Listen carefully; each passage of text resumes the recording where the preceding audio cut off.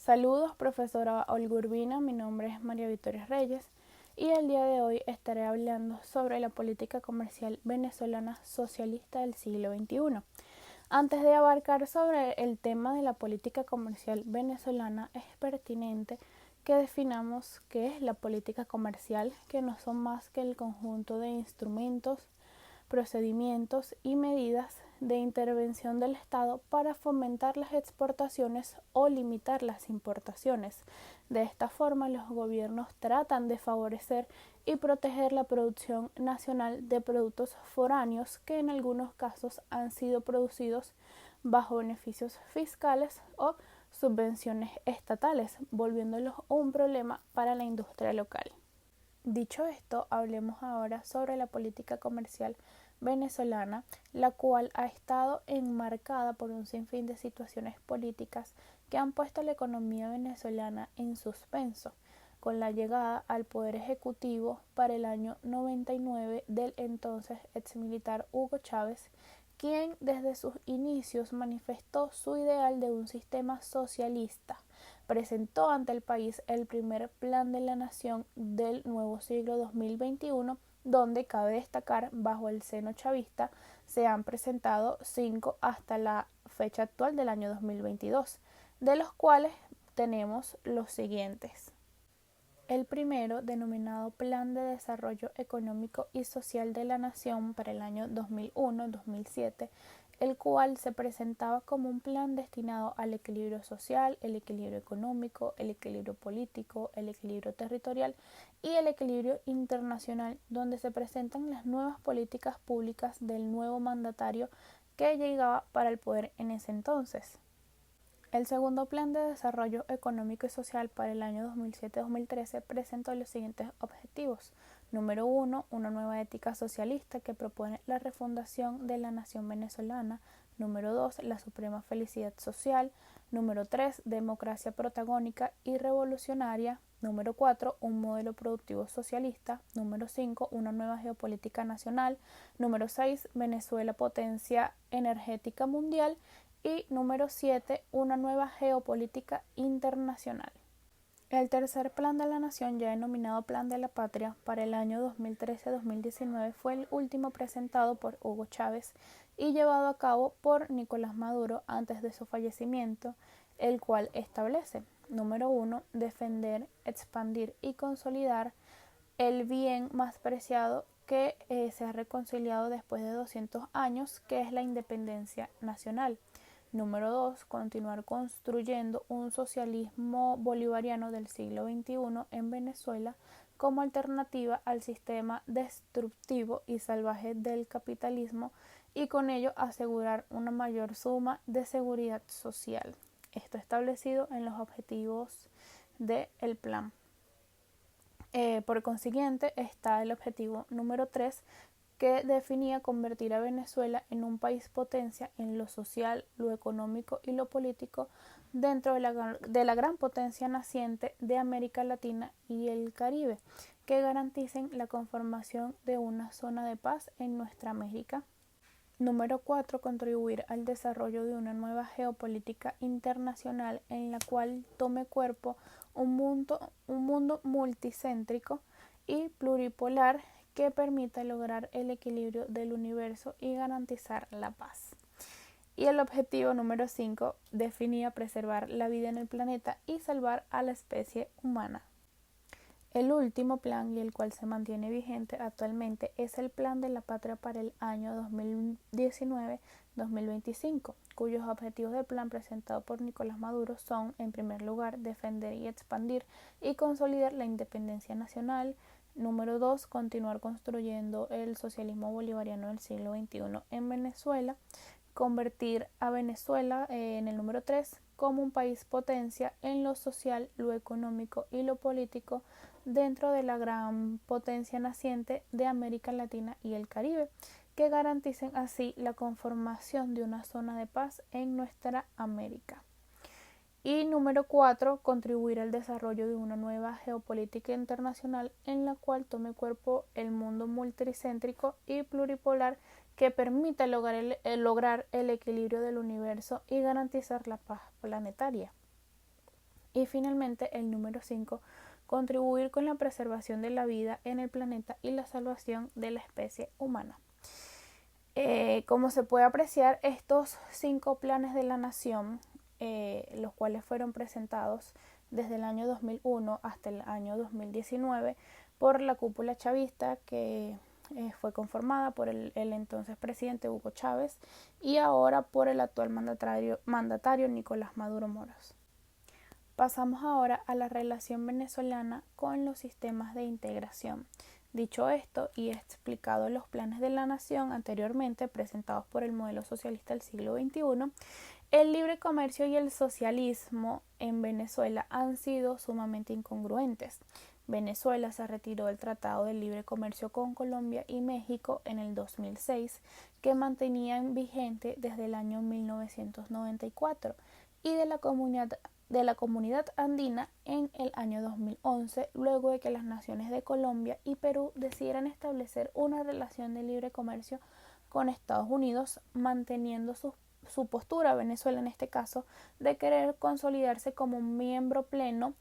Logró entrar en el Mercosur socialista de Lula y de los Kirchner en el año 2012, pasando por alto la oposición de casi 6 años de Paraguay. Sin embargo, en el año 2016 fue suspendido por incumplimiento de sus obligaciones en materia de derechos humanos y comerciales, pues no había adoptado en aquel entonces la resolución 116 del Mercosur.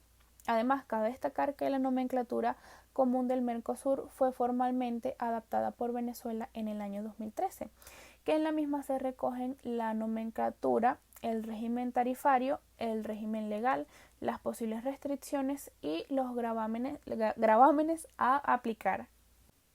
Pasamos a la relación de Venezuela con la Organización Mundial del Comercio. La política comercial de Venezuela le ha dado la espalda totalmente a la Organización Mundial del Comercio. Desde el año 2002 no se somete a un examen de su política comercial como lo hacen todos los demás países que lo conforman. Tampoco cumple con la obligación de la transparencia de notificar sus medidas comerciales sanitarias, las licencias de importación, la valoración aduanera, la propiedad intelectual, entre otros, ni tiene registrados los puntos de contacto de sus autoridades, presentando así una política comercial fantasma internacionalmente. Al igual que la última investigación antidumping iniciada por Venezuela se produjo en el año 2003, siendo 18 en total de las mismas iniciadas por Venezuela como país exportador en adhesión a la Organización Mundial del Comercio. Asimismo, desde 2004 Venezuela no ha notificado la aprobación de ninguna medida antidumping, al igual que en la actualidad están en vigor 7 órdenes definitivas de imposición de derechos antidumping que afectan a productos procedentes de diversas ramas de producción, entre las que destacan el acero, los productos químicos, el calzado, y ninguna de estas órdenes definitivas afecta a los países miembros de la Unión Europea, siendo los países más perjudicados como China, Estados Unidos y Japón. Hablemos ahora sobre el aparato productivo nacional venezolano, donde la canasta exportadora venezolana consta casi exclusivamente de petróleo, pues a falta de insumos la producción nacional colapsó totalmente. Su principal socio comercial es su archienemigo político, Estados Unidos, y el comercio con su archienemigo y mejor amigo, Cuba, es a través del trueque. El petróleo a cambio de profesionales de la salud y de seguridad pública. Con China y Rusia, sus fuertes también aliados, tiene otra forma de trueque, que es créditos pagados con petróleo, que actualmente está colgando en los pagos. Cabe destacar que la agricultura no es muy relevante en la economía venezolana, ya que representa solo un 3% del PIB, y los resultados de la actividad agrícola nacional han atravesado altos y bajos durante los últimos años. Por otra parte, el sector industrial representa un 22% del PIB, donde dentro del mismo destacan del sector hidrocarburo el 18% de las reservas nacionales mundiales de petróleo. Asimismo, PDVSA ha perdido más de la mitad de su producción petrolera en los últimos 6 años, de acuerdo con unas cifras transmitidas por Venezuela a la OPEP. la producción del crudo venezolano cayó 1.500.000 barriles diarios entre el año 2013 y el 2020, una estrepitosa cifra de la caída de la producción y venta de crudo a nivel internacional, agravada además por los efectos de las sanciones comerciales de Estados Unidos. Añadido a esto, según la OPEP, la producción promedio de Venezuela fue de 500.000 barriles por día en el año 2020, un volumen que está en 45% debajo de lo reportado para el año 2019. Asimismo, la caída de la producción provocó el retraso del pago de la deuda externa que, según informa la CEPAL, asciende a los 177.000 millones de dólares. Hablemos ahora sobre las restricciones al comercio, donde los dos mayores obstáculos al comercio son la exigencia de licencias de importación y el monopolio de la moneda extranjera ostentado por el gobierno. Sin embargo, las importaciones de las empresas del Estado no necesitan licencias ni tienen que pagar aranceles. Desde el año 2013, el comercio en Venezuela ha presentado un sinfín de declives gracias a la disminución del poder adquisitivo provocada por la hiperinflación, la ausencia de crédito, la escasez de efectivo, y el sector privado alcanza unos niveles de actividad por debajo de casi el 30% de su capacidad instalada y su aprecia una aguda disminución del consumo interno, así como las tasas inflacionarias más altas de la región. Cabe destacar que el control de precios en Venezuela sigue vigente, pero no se aplica desde el año 2019. Igualmente, desde esa fecha se ha eliminado el control de cambios y ahora existe una libertad cambiaria, habiéndose producido una dolarización de facto de la economía desde hace más de 3 años. Además, en Venezuela se encuentra en un default selectivo, ya que el gobierno elige a quien puede dejar de pagar porque tenga un menor poder de peso nacional o internacional y a quien no se puede permitir el lujo de no pagarle. Asimismo, Doing Business, sobre un informe de eficiencia para los trámites de comercio fronterizo, indicó que los países con más bajos niveles o bien los países con más altos niveles de ineficiencia respecto al desempeño de sus aduanas como facilitadores de exportaciones, destacó a países como Australia, India, Indonesia, Turquía, Argentina, Perú, Rusia, Panamá, Estados Unidos y finalmente a Venezuela. Cabe destacar que el procedimiento de importación en Venezuela dura 46 días, para una exportación dura 22 y para sacar una mercancía en la aduana lleva hasta de 10 a 30 días en Venezuela. Bien se dice que para exportar hay que importar y en Venezuela solo se exporta un producto al que no se le agrega valor agregado. Al igual, ante la escasez de divisas, el sistema venezolano ha preferido importar menos medicamentos y alimentos que dejar de pagar la deuda, ya que esto significaría un default y el embargo de sus activos petroleros, empezando por las cuentas de bancos internacionales. Según detalla la página oficial de la Organización Mundial del Comercio, los principales socios comerciales de Venezuela para el año 2020 fueron, en primer lugar, China, en segundo lugar, la Unión Europea, tercer lugar, Estados Unidos, Argentina y Brasil, respectivamente, y los productos más exportados para el año 2019 fueron foods y minería.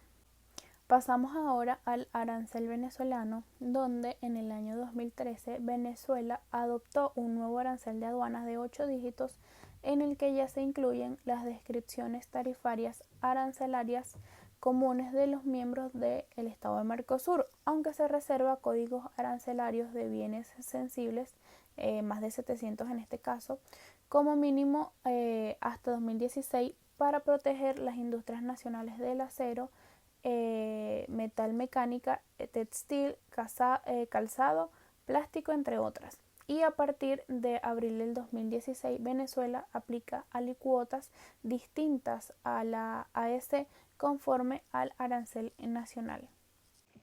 Hablemos ahora sobre la inversión extranjera.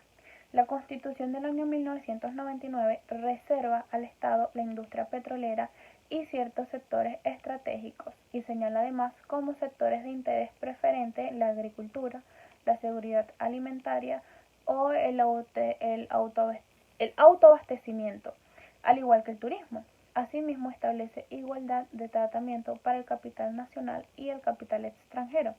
Además, en el 2017 entró en vigencia una ley nueva, la Ley de Constitución, al que la inversión extranjera productiva, redactada y aprobada por la Asamblea Nacional Constituyente, que deroga la Ley de Inversiones Extranjeras del año 2014.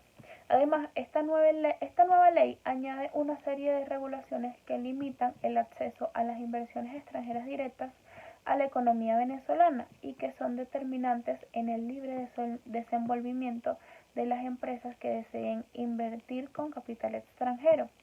Asimismo, la ley otorga un excesivo poder discrecional al presidente de la República para adoptar medidas que modifiquen los propios mandatos establecidos en la ley sin que para ello medie la opinión vinculante de otros entes públicos, reguladores o árbitros. Finalmente, los últimos cambios o sucesos en la política comercial venezolana emanan que desde el año 2019 se ha producido un cambio en la política comercial y cambiaria del control de precios. Además, en la práctica existe libertad de cambio en el territorio nacional y de precios, donde se ha producido una dolarización en la economía. Además, el cambio en estas variables abre nuevas oportunidades para las empresas a pesar de la hiperinflación y la caída brutal del PIB que ha producido la nación. Sin embargo, las trabas al comercio internacional en Venezuela continúan con la exoneración de aranceles que estuvo vigente en Venezuela desde el año 2018, cuando la crisis golpeaba con fuerza y la mayoría de los anaqueles lucían vacíos en el territorio nacional. Y esta decisión ayudó al abastecimiento volviera a notarse en el país caribeño. Sin embargo, a finales del 2021, Nicolás Maduro tomó la decisión de eliminar esta exoneración, por lo cual más de 1.200 artículos tendrán que cancelar impuestos de importación nuevamente.